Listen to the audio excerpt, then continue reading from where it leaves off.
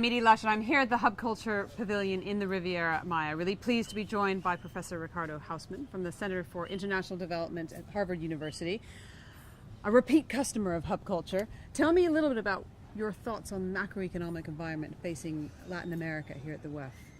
Latin America is facing tougher times this year and next. The previous decade was a very good one, fueled by high commodity prices and easy access to international financial markets. Those days are past us.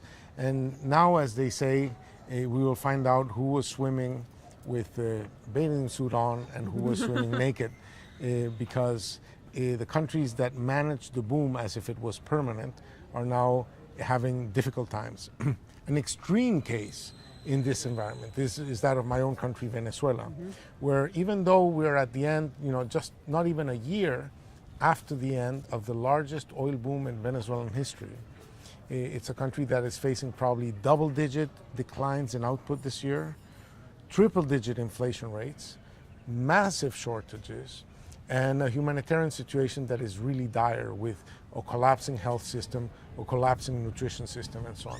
So this is an example of how countries can misuse the cards they have been dealt with, and how the opportunities that the world offers you can often become ropes with which you can hang yourself.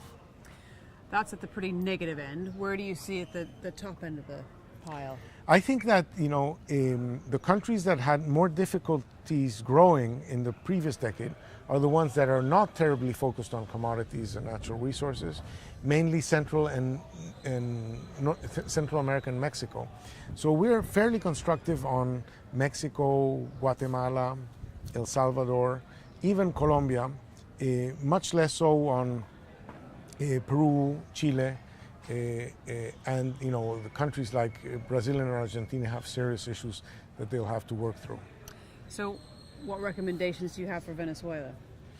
Well, I mean, it has to start going in a different direction, and I don't believe that the country can move in a different direction under current leadership, or that even if the current leadership wanted to move in a different direction, that they would have the credibility to do so.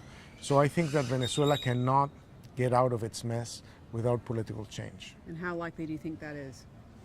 Well, I think political change is something that individuals decide. It's not like storms that scientists predict. Okay, Ricardo, thank you so much for stopping by the Hub Culture Pavilion here in the Riviera Maya, and I'm Edie Lush.